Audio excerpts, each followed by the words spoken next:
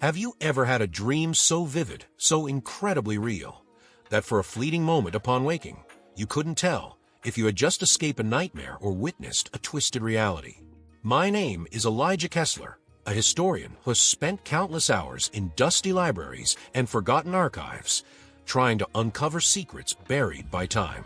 But nothing could prepare me for what happened one seemingly ordinary night, a night that tore away the veil between dreams and waking life, leaving me questioning everything I thought I knew about the world. What I'm about to share with you isn't just a story. It's an encounter that still sends chills down my spine, a nightmare that reached out from the shadows and etched itself onto my soul. It began, as most nightmares do, without warning. I remember the air was unusually still that evening, almost suffocating, as if the night itself was holding its breath. I fell asleep, only to find myself standing in a place I had never seen before, yet I knew, deep down, that it was connected to something buried within me, a memory that felt more like an echo. Before me loomed the silhouette of an ancient temple, surrounded by a dense, creeping fog that clung to every surface, almost as if it were alive. The stone walls were covered in vines that seemed to pulse in the dim moonlight, and the silence was deafening, broken only by the distant sound of something that I couldn't quite identify, scraping against stone, just beyond the temple entrance.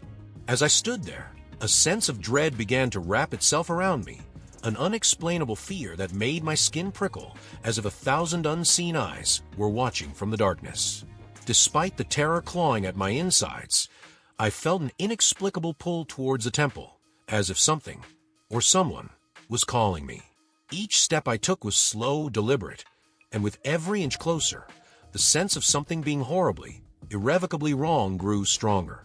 The air smelled of decay, a heavy, rancid scent that seemed to rise from the earth itself, and mixed within it was a hint of something familiar, a scent I couldn't quite place, but that filled me with an overwhelming sadness, like a memory lost to time.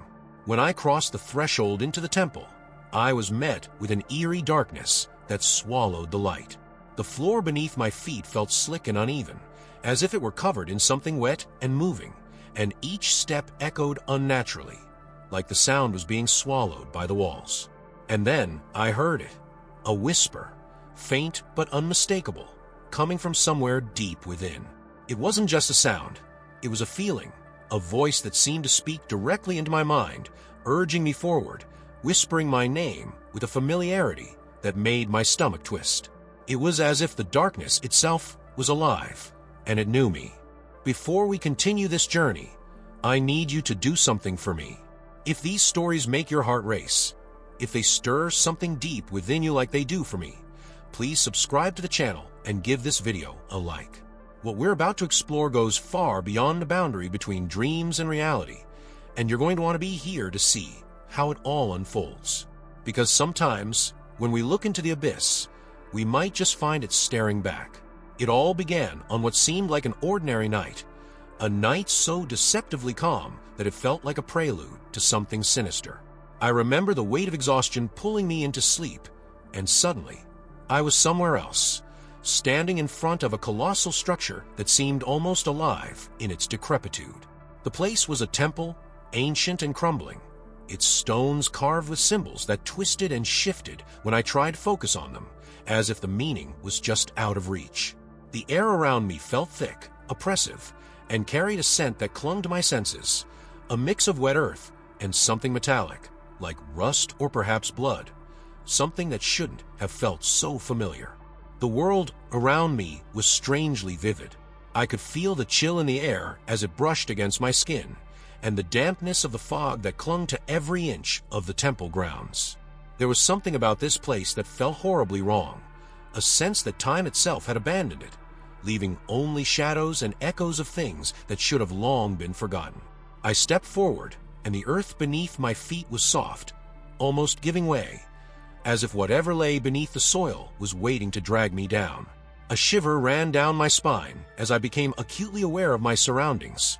The tall, skeletal trees that surrounded the clearing, their branches twisted into claw-like shapes, as if reaching out for me. The sound came then, a soft, rhythmic creaking, almost like a swing set in the distance, moving with no wind to push it. It echoed off the stone walls of the temple, each creak making my heart pound harder.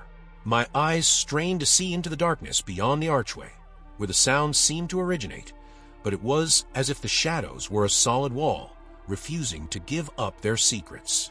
I should have turned back. Every instinct I had screamed at me to run, to wake myself up, to leave this nightmare behind. But something about that sound, about the temple itself, called to me, and I felt my feet move, almost against my will, toward the entrance. Inside, the darkness was thick, almost tangible, and it swallowed every bit of moonlight that dared to enter. The air grew colder, and I could feel my breath fogging in front of me, each exhalation vanishing into the inky blackness. I reached out, letting my fingers brush against a rough stone wall, feeling the dampness, the coldness, as I took tentative steps forward. And then I noticed it, a smell, something beyond the damp earth and decay. It was a sweet, sickly scent, like flowers left too long to rot, cloying and thick, making my stomach churn. I could hear the faint rustling of something moving deeper within, just beyond where the light could reach, a skittering sound that echoed off the walls, making it impossible to tell where it was coming from. Then came the déjà vu, an overwhelming sense that I had been here before, that I had walked these halls, heard these sounds, and smelled this scent in another life or another dream. It was suffocating, a weight pressing down on me, filling me with dread and an unshakable certainty that whatever lay ahead was something I had faced before, and somehow I had failed. I could feel the ground beneath me shifting slightly, almost as if it were alive, and every step I took fell heavier, each one harder than the last, as if the temple itself wanted me to stop, to turn back. But I couldn't. I had to see what lay ahead, had to know what was calling me with that relentless whisper that seemed to echo from the very stones around me. And then I saw it, a faint glimmer, a flicker of light coming from deeper within the temple, from a doorway partially obscured by the shifting shadows. The door was old, its wood cracked and splintered, barely hanging on its rusted hinges. The light was dim, flickering like a dying candle, casting long, dancing shadows across the walls. My heart pounded in my ears, the sound almost drowning out the soft whispering that seemed to grow louder, more insistent as I approached. The door creaked open as I pushed against it, the sound echoing through the silence, and as the gap widened, I saw something inside, a shape, unmoving, waiting. What I found in that room was something that should not have existed, something that defied logic and reason. But even then, in that dream, my mind struggled to make sense of it, to put it into a context that wouldn't drive me mad. The air grew colder still, and the whispering stopped abruptly, leaving only silence. A silence so complete it felt as though the world itself had ceased to exist beyond that doorway. I stepped inside, and the door swung shut behind me, the sound reverberating through the room like a final, ominous note, sealing me in with whatever nightmare awaited. Inside the room, the atmosphere was thick with an eerie, almost palpable tension, as if the air itself had weight. My eyes struggled to adjust to the dim light emanating from a flickering lantern in the corner, casting erratic, jittery shadows that seemed to move with a life of their own. The space was small, the walls closing in on me, covered in strange symbols etched deep into the stone, their jagged lines almost glowing under the wavering light.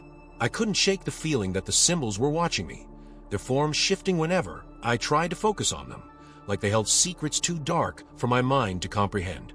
As I moved deeper into the room, I noticed a series of objects scattered across an old wooden table, things that shouldn't have been there, things that made my heart skip a beat.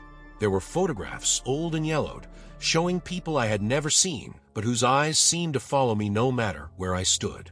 Each face was twisted in an expression of terror, mouths agape in silent screams. I picked one up, my fingers trembling, and as I looked closer, I realized something chilling. One of the faces looked eerily familiar. It was a face I had glimpsed before, somewhere in the recesses of my own forgotten memories. The edges of my vision seemed to blur as a cold shiver ran down my spine, and I dropped the photograph, the sound of it hitting the table echoing far louder, than it should have in the suffocating silence. The shadows around me began to shift, growing longer and more distorted, stretching toward me as if they were reaching for my very soul.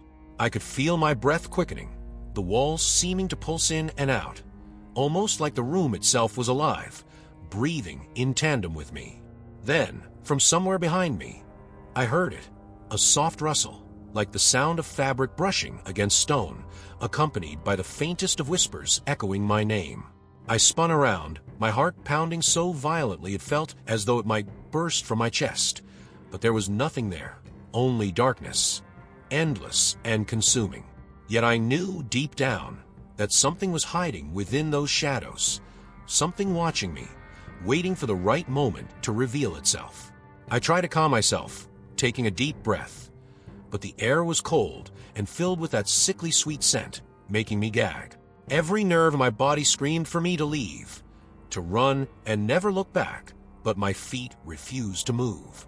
It was as if I were rooted to the spot, unable to break free from the unseen force that held me there. Then I saw it, an object at the center of the table that hadn't been there before, a small, intricately carved box. It was old, the wood worn and splintered, but the carvings on its surface seemed almost alive, writhing and twisting in the flickering light.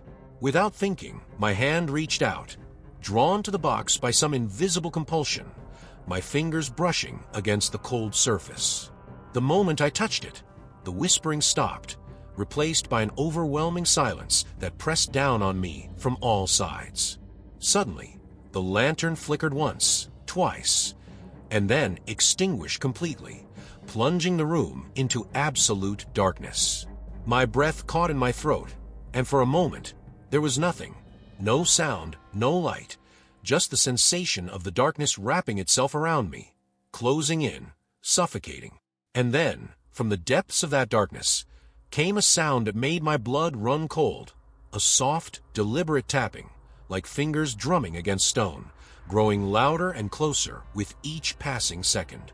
I felt a presence then, something that I couldn't see, but that I knew was there, standing just inches away, watching me with eyes that I could feel but not see.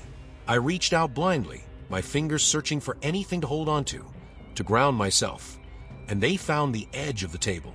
The cold wood was my only anchor in that sea of darkness, but even that seemed to be slipping away as the tapping grew louder, more insistent, and I could feel something moving toward me.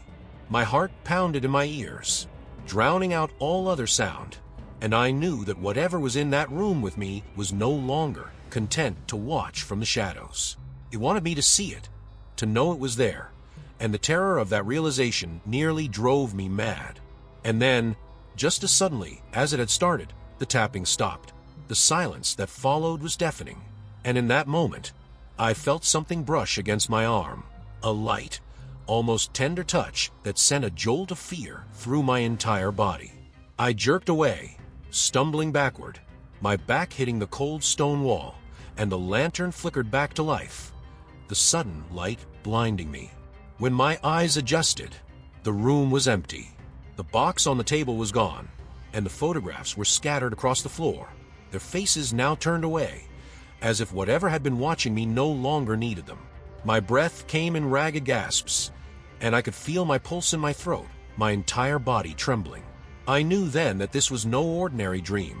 It was something far worse, something that blurred the line between reality and nightmare, and whatever I had just encountered wasn't finished with me yet.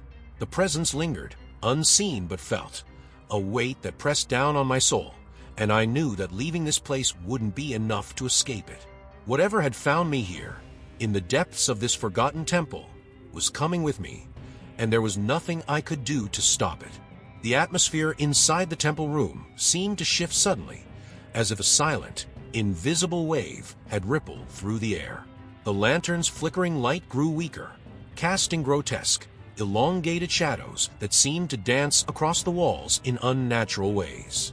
It was then that I noticed the shape in the corner of the room, a figure shrouded in darkness, almost blending into the shadows, but unmistakably there.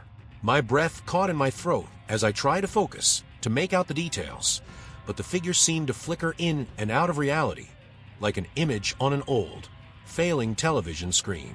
Suddenly, it moved. Slowly at first, the figure began to shift towards me, gliding silently across the floor without any discernible steps.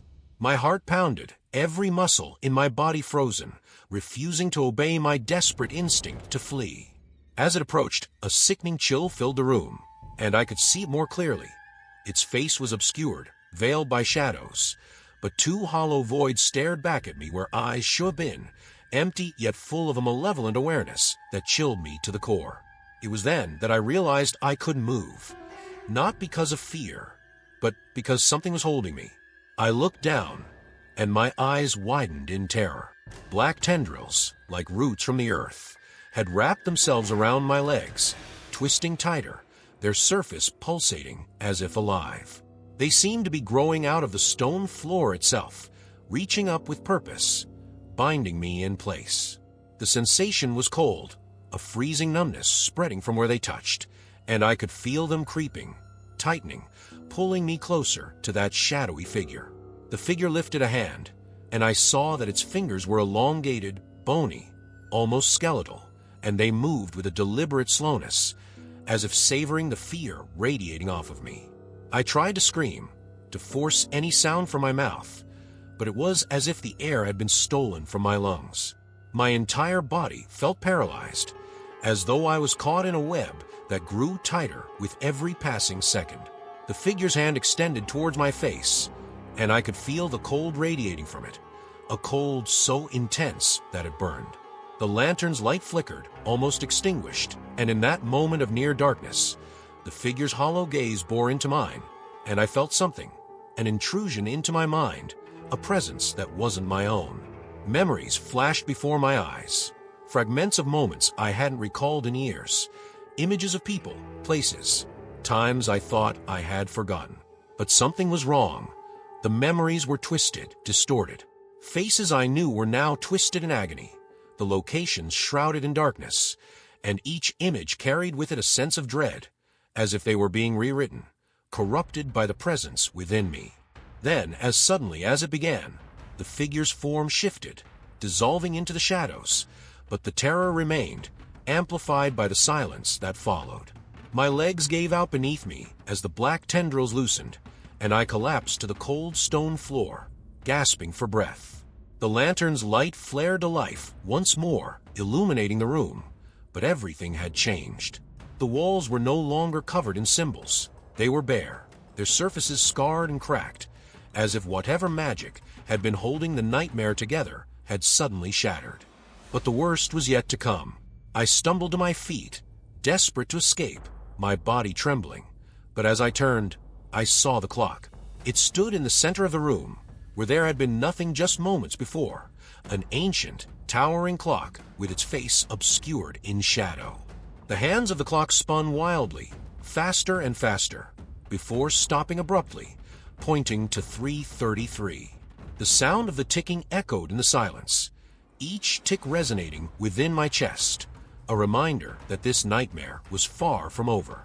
Suddenly, I felt it, the same presence that had reached into my mind. It was behind me, its cold breath brushing against the back of my neck, and in that instant, I knew I had to make a choice: run, or face whatever lay in the darkness. My body screamed for me to run, to escape, but my feet seemed glued to the floor, my gaze locked on the clock. The ticking grew louder, faster, until it was the only thing I could hear, drowning out the pounding of my heart, the rush of my breath. And then, with a final, deafening chime, everything went black. When I opened my eyes, I was no longer in the temple. I was in my room, drenched in sweat, my heart racing, the digital clock beside my bed displaying 3:33 a.m. But the terror didn't end there. As I lay there, trying to catch my breath, I heard it, the faint, unmistakable ticking of that ancient clock, echoing in the darkness of my bedroom. It was then that I knew. This was not just a dream. The nightmare had followed me back, and whatever it wasn't finished with me yet. When I woke up the next morning, the terror of the dream still lingered, gnawing at the edges of my mind. My body ached as though I had been physically pulled through that nightmare, every muscle sore, my head pounding with a heaviness that I couldn't shake. Despite the daylight streaming in through my window, a shadow hung over me, a lingering presence that felt wrong. And then there was the sound, faint, almost imperceptible, yet unmistakable, the ticking of that ancient clock. I scanned the room, but there was no clock to be found. The sound seemed to drift from nowhere and everywhere, a constant reminder of the nightmare that refused to let me go. Throughout the day, I couldn't escape the feeling that I was being watched. My eyes darted to the shadows, expecting to see something there, lurking just out of sight, but every time I turned, I found nothing. Still, the unease persisted, a constant knot in my stomach, an instinct that something was terribly wrong. I tried to push it away, to convince myself that it had all been a vivid nightmare, nothing more. But the symbols I had seen carved into the walls of the temple haunted me. They were so clear in my memory, their twisted shapes seared into my mind like a brand. Desperate for answers, I began to search online, typing in vague descriptions of what I had seen, hoping for some sort of explanation. At first, there was nothing, just pages of unrelated articles, old myths, and obscure legends. But then, something caught my eye. A post on an old forum, a story buried beneath years of forgotten entries. It was written by someone describing a dream similar to mine, a decaying temple, strange symbols, and an overwhelming sense of dread. My pulse quickened as I read the words, each one echoing the terror I had felt, as if the stranger had been inside my own nightmare. The post ended with a warning, "Do not seek the temple, for it will find you." Chills ran down my spine, but I couldn't stop there. I needed to know more. I began to piece together fragments of information, each clue leading me deeper into the darkness. There were stories, urban legends, whispers of lost time, and places where people had vanished without a trace, only to return days, even weeks later, with no memory of where they had been. The descriptions matched what I had seen in the dream. The decaying architecture, the eerie silence, the symbols that seemed almost alive. And the most unsettling part, every account mentioned a clock, an old, towering clock with hands that moved in impossible ways, always stopping at 3:33. I felt a chill settle into my bones as I read on, my hands trembling. It was as if the dream wasn't just some figment of my subconscious, but a connection to something real, something far older and darker than I could comprehend. I needed answers, and I knew there was only one way to get them. I had to find the place from my dream. It felt insane, the rational part of my mind screaming at me to let it go, to forget about it. But something inside me wouldn't allow that. It was like a compulsion, a pull that I couldn't ignore, an invisible hand guiding me towards something I both feared and needed to understand. I drove for hours, following the vague directions I had pieced together from forum posts and old maps. The further I went, the more isolated the surroundings became. Trees growing thick and wild on either side of the narrow road, the sky darkening as storm clouds gather above. It felt as though I was driving straight into the heart of the nightmare, each mile taking me closer to something I couldn't fully understand. The GPS lost signal, and I relied on my instincts, the landscape growing more and more familiar, as though I had indeed been here before. And then, there it was, the clearing from my dream. The temple stood in the distance, half hidden by the thick mist that seemed to roll in from nowhere, its stones as ancient and decayed as I remembered. My breath caught in my throat, the overwhelming sense of déjà vu almost suffocating. This was the place. It was real. I wasn't imagining it. The wind carried with it the same metallic scent, and as I stepped out of the car, the air grew cold, biting, as if the place itself rejected my presence. I approached slowly, my feet crunching over the dead leaves and underbrush, my heart pounding with each step. There was no sound, not even the rustling of leaves, only silence, thick and oppressive, pressing down on me from all sides. I reached the entrance of the temple, my fingers brushing against the cold stone, the texture rough and damp, just as it had been in the dream. Inside, the darkness awaited, a familiar terror gnawing at my insides. And then, in the dim light, I saw it, a faint glimmer, something metallic partially buried in the ground. I knelt down, brushing away the dirt, my fingers trembling as they closed around a small object. It was a pocket watch, old and tarnished, its glass cracked. I turned it over, my breath catching in my throat as I saw the hands. They were frozen at 3:33. My heart pounded, and I felt the cold rush of fear wash over me. This was real. This was proof that I hadn't imagined any of it. But before I could react, I heard something, a soft whisper, my name, echoing from deep within the temple. I stood, my entire body trembling, the watch slipping from my fingers, falling to the ground with a dull thud. The whisper came again, louder this time, insistent, pulling me towards the darkness. And as I looked into the shadowy depths of the temple, I saw them, two hollow voids staring back at me, watching, waiting. My blood ran cold, and I knew, with every fiber of my being, that whatever had found me in my dreams was not bound by the world of sleep. It was here, and it was real, and it would not stop until it had me. The days after my discovery at the temple passed in a haze, each moment weighed down by a growing sense of dread that never seemed to lift. The whispers had followed me home, faint at first, barely noticeable, like the wind passing through a crack in the window. But as the nights dragged on, they grew louder, more insistent, always calling my name, always coming from just beyond the edge of my vision. It was as though the shadows themselves were alive, and every time the sun dipped below the horizon, they crept closer, wrapping themselves around my home, suffocating me in darkness. Sleep was no escape. Each time I closed my eyes, I was dragged back to that place, to the temple, the figures waiting in the shadows with their hollow eyes, their skeletal hands reaching for me. The dreams were no longer just nightmares. They felt real, as if my spirit left my body every night and traveled back to that cursed clearing, forced to relive the terror over and over again. I would wake up in a cold sweat, the sound of the clocks ticking echoing in my ears, always at 3:33, my heart pounding so violently it hurt. Desperation clawed at me, driving me to find answers. I began reaching out to anyone who might know something, historians, occultists, anyone who might understand what was happening to me. Most dismissed me, their skepticism evident in their polite but curt responses. But then there was one, a man named Gabriel, who seemed to know more than he was letting on. His email was brief, but the words struck me like a cold wind. You are not the first. Meet me at the temple. There is something you must see. Despite every rational instinct screaming at me to stay away, I knew I had no choice. I had to go back.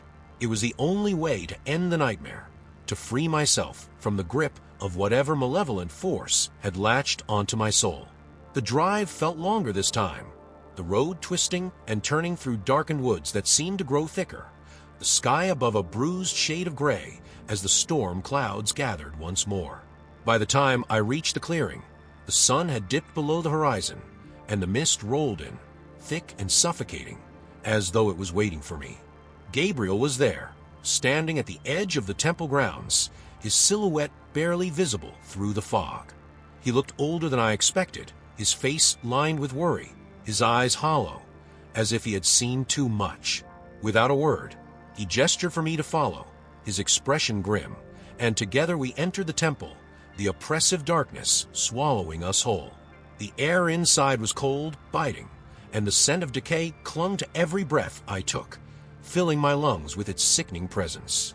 We moved deeper into the temple, the narrow beam of Gabriel's flashlight cutting through the gloom, casting eerie, flickering shadows on the walls.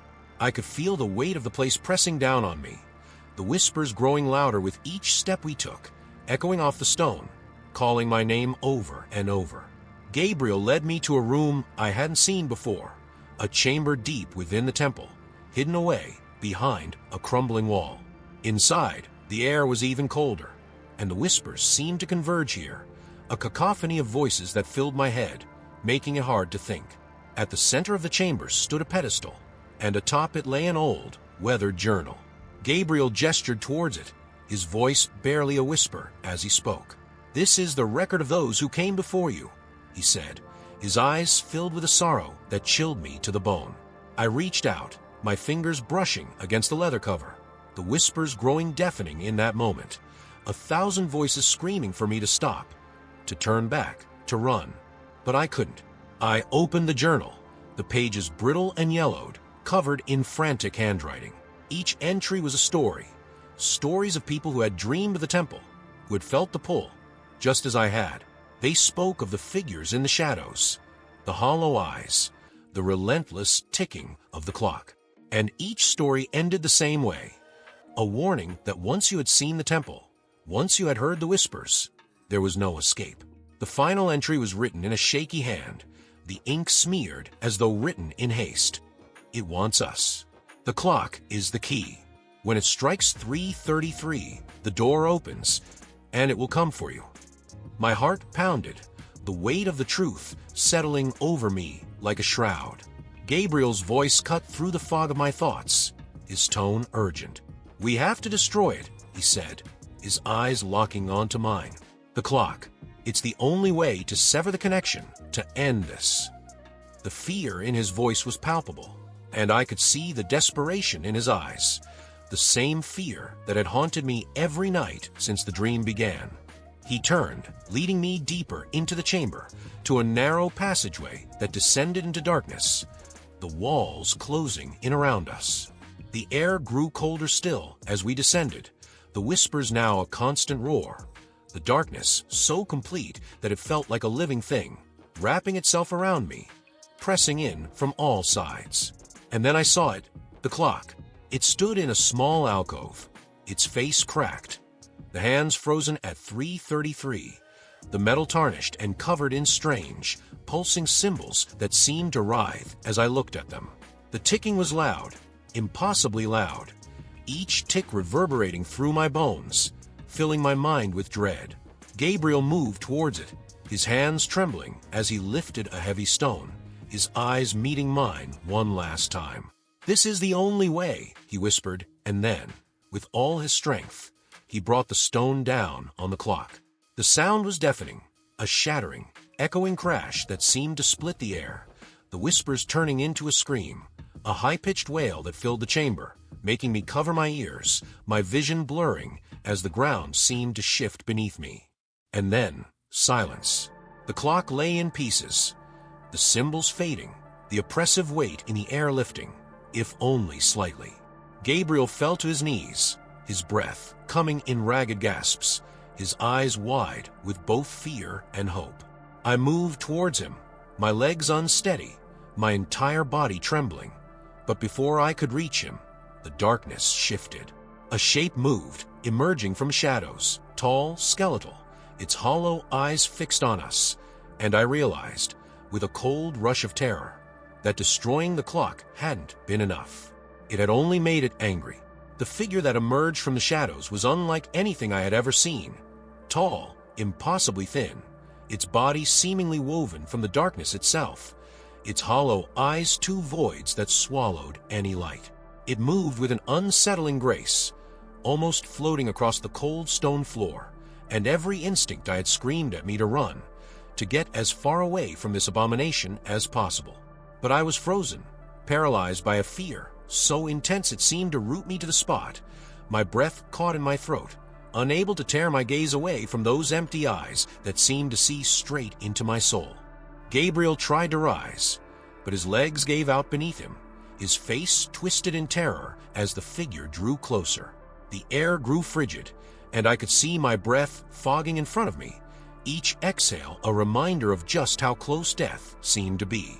The whispers returned louder now, 1,000 voices overlapping, screaming in a language I couldn't understand, and yet their meaning was unmistakable: anger, hunger, and something far worse, inevitability. In the dim light, I saw the figure reach out, its hand, if you could call it that, a mass of shadows, fingers long and skeletal, extending toward Gabriel. He tried to move, to crawl away, but the darkness seemed to thicken around him, dragging him back towards the entity. His eyes met mine, and the sheer desperation in them was enough to break the spell of fear that held me in place. I lunged forward, grabbing a piece of the shattered clock, the metal sharp and jagged in my hand, hoping, praying, that it could do something, anything, to stop whatever this thing was. I swung the piece of metal at the figure, and for a brief moment, it seemed to flinch, the shadows recoiling, as if the broken clock still held some power over it. The whispers turned into a scream, a shriek so piercing it felt like needles driving into my ears, and I stumbled back, the metal falling from my hands, clattering against the stone floor. The figure turned to me then, and in its gaze, I saw something that chilled me more than the cold ever could. A recognition, a knowing, as if it had waited for this moment for a very long time. The air seemed to pulse, the walls of the chamber shuddering as the shadows grew, creeping along the floor, swallowing the light. I could hear Gabriel's ragged breaths, each one growing fainter as the figure loomed over him, and I knew, with a sinking certainty, that we were out of time. The whispers filled my mind, drowning out all other thought, and in that moment, I realized the truth. This wasn't just a nightmare. This was something older, something that thrived on fear, on lost time, on the souls of those who dared to challenge it. The clock had been a gateway, a tether that connected this world to something beyond, something that should never have been touched. By destroying it, we hadn't severed the connection. We had only opened the door wider, allowing whatever lurked in the shadows to step through, to claim what it believed was rightfully its. I turned, my eyes scanning the chamber, looking for anything, any way to stop what was happening. But all I saw were the same twisted symbols, now glowing faintly, their light pulsating in time with the whispers, like a heartbeat. Gabriel let out a final, strangled cry, and then there was silence.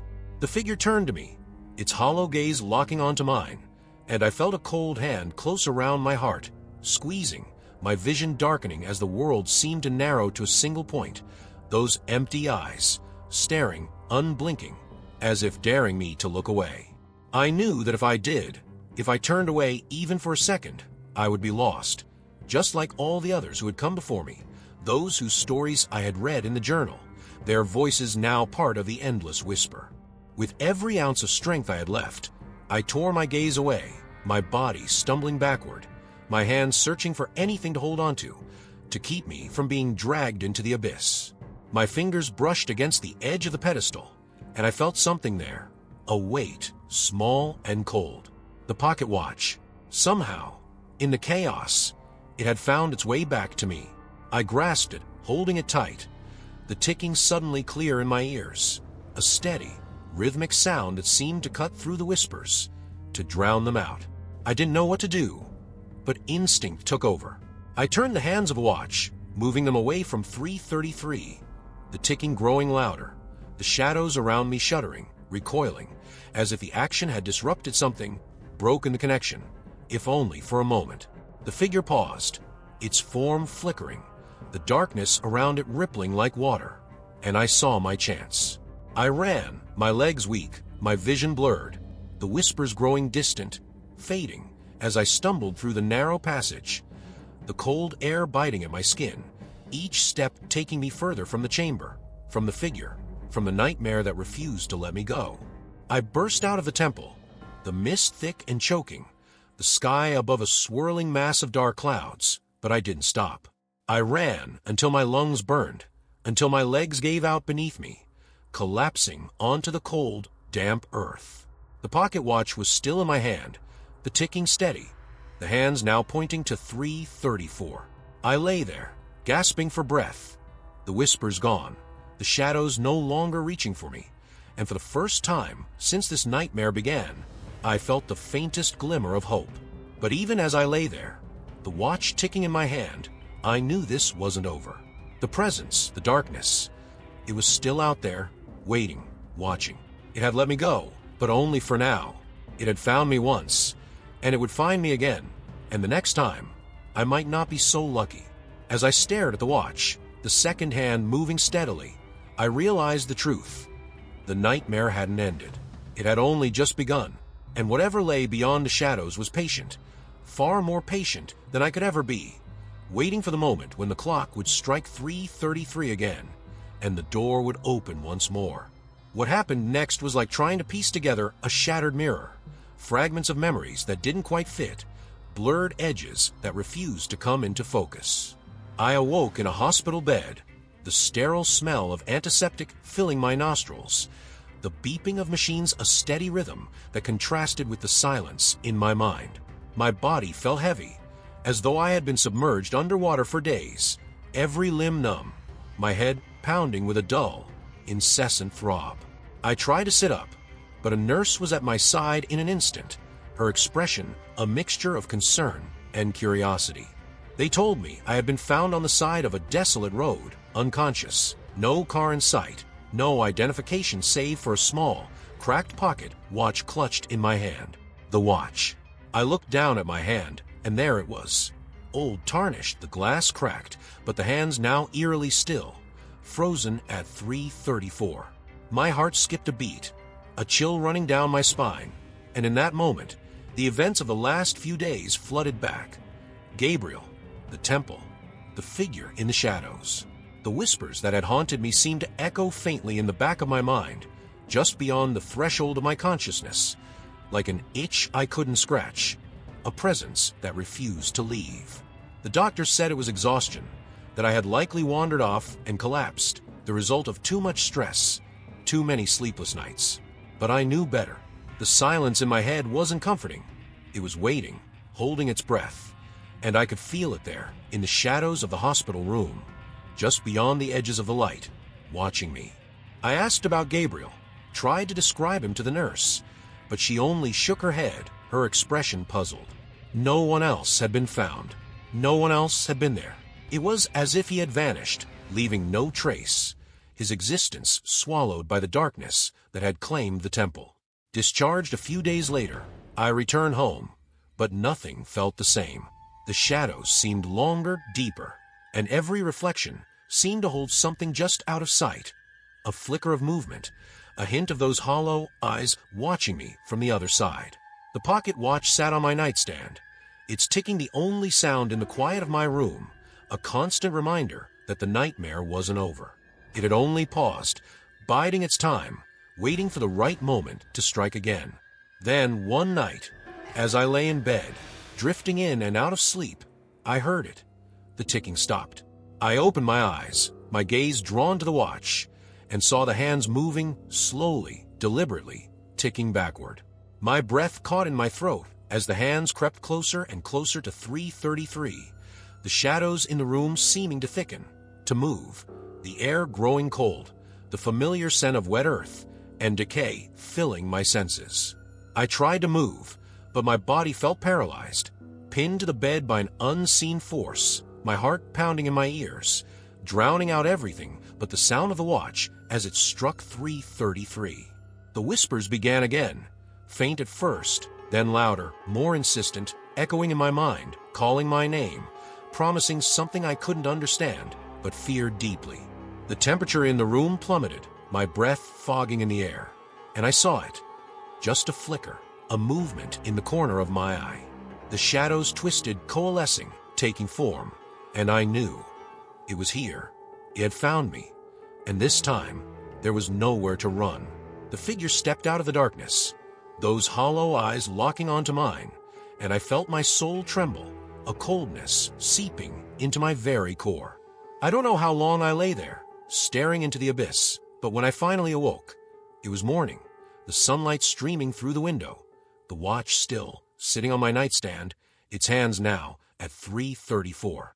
The whispers had stopped, but I knew they were still there waiting. I could feel the presence, always just beyond the edges of my perception, a constant reminder that the nightmare had not ended. It was as though the world itself had shifted, a veil pulled back, revealing a darkness that had always been there, lurking, waiting for someone like me to see it. Now, every night, I sit and watch the pocket watch, waiting for the moment when the hands begin to move, when the ticking stops and the whispers return. I know it's only a matter of time before the door opens again, and whatever lies beyond steps through, ready to claim what it believes is rightfully its. I don't know if I can escape it, if there's any way to break free from the grip of this nightmare. But I do know that it's not just me. I wasn't the first, and I won't be the last. And that's where I need your help. Have you ever had a dream that felt too real, A nightmare that seemed to follow you into waking life. Do you know the feeling of being watched, of something lurking in the shadows, waiting for the right moment to strike? If you do, then you might be part of this too. I want you to share your stories, your experiences, anything that might help us understand what's happening, because I believe this is far from over. If you're drawn to the mysteries of the unknown, if you're willing to stare into the darkness and confront the fear that lurks within, subscribe to the channel, leave your comments, share your theories. Sometimes the nightmares don't end when we wake up, and maybe, just maybe, by understanding them, we can find a way to close the door for good. Because what happened in that temple, what still follows me, is only the beginning of something far greater, and the ticking of the clock has already started again.